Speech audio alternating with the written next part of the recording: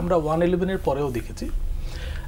আরেকটা হচ্ছে যে আসলে তো মানে দুর্নীতি বিরোধী কার্যক্রম এমনকি 111-এর মতো কিন্তু জোরদার না, এটা আপনি লক্ষ্য করবেন।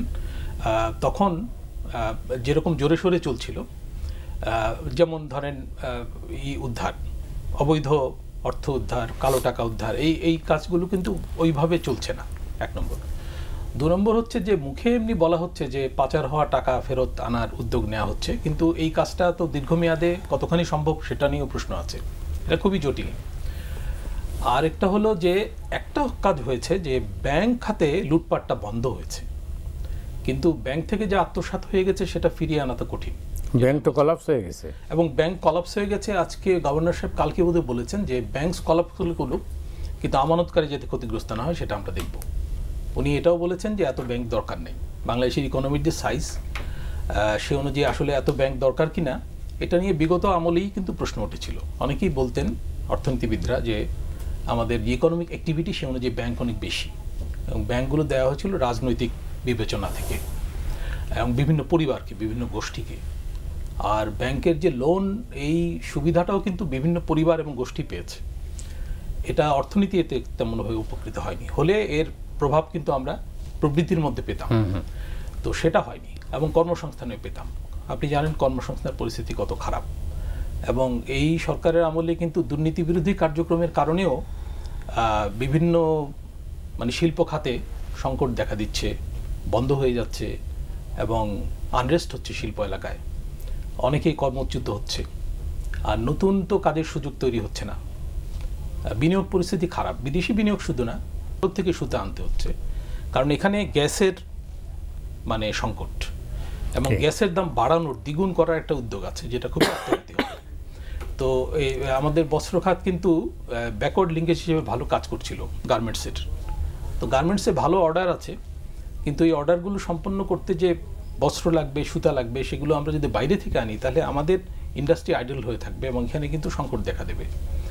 আর এই যে মূল্যস্ফীতি চলছে, মূল্যস্ফীতির মধ্যে যদি কাজ না বাড়ে, মানুষ কর্মচ্যুত হয়, সেটা অধিকতর সংকট তৈরি করবে।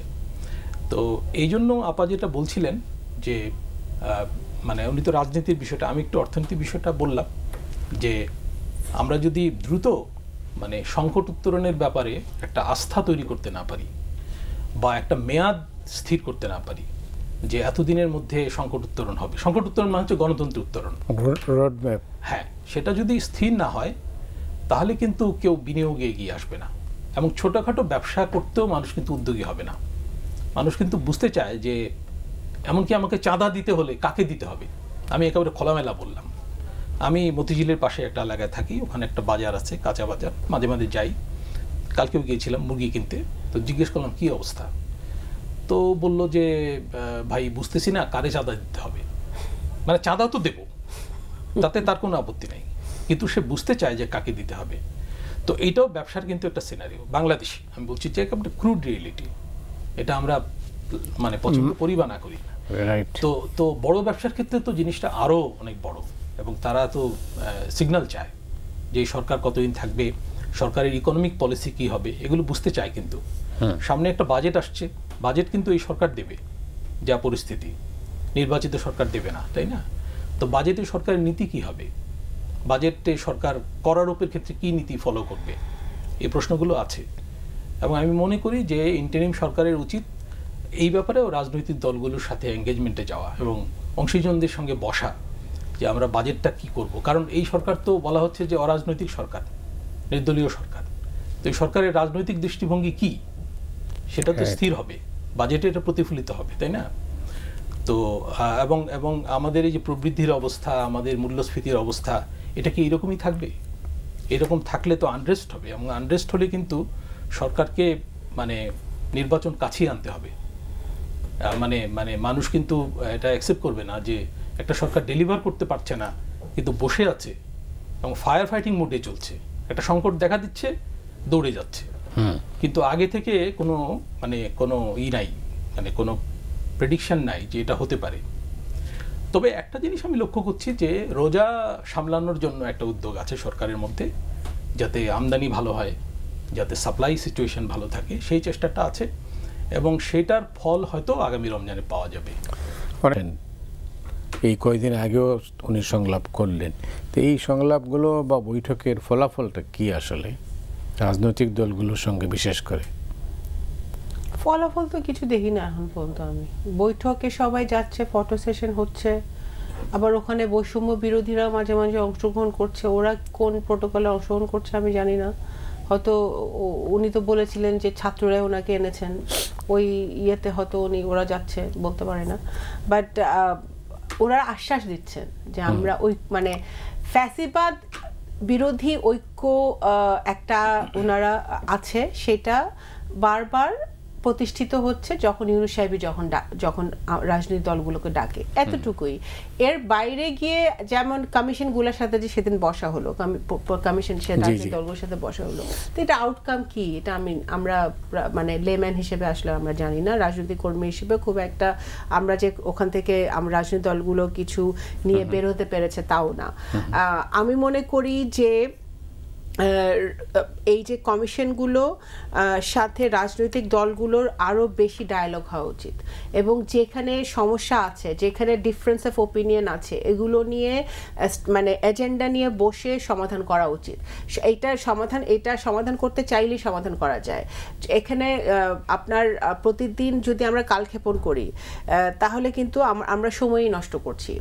ইউনূস সাহেব চেষ্টা করছেন যে সবার সাথে বসে ইয়ে করার একটা কনসেপ্ট, মানে সবাই যাতে একটা ইস্যুতে একমত হয়, সংস্কারগুলোতে একমত হয়, কিন্তু কিছু কিছু ডিফারেন্স তো আছেই। যেমন নির্বাচন কোন সময় হবে, এটা নিয়ে একটা মতপার্থক্য আছে রাজনৈতিক দলগুলোর মধ্যে।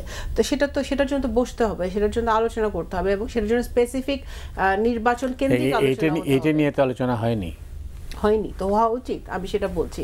তো এখন সেটা কারণ কি কি সংস্কার আমরা নির্বাচনের আগে করব, নির্বাচনের এবং কি কি সংস্কার যে নির্বাচিত সরকার আসবে সেই সরকার করবে, এটা তো একটা ফয়সালা হওয়া উচিত। এই ফয়সালাটা হবে টেবিলেই হতে হবে।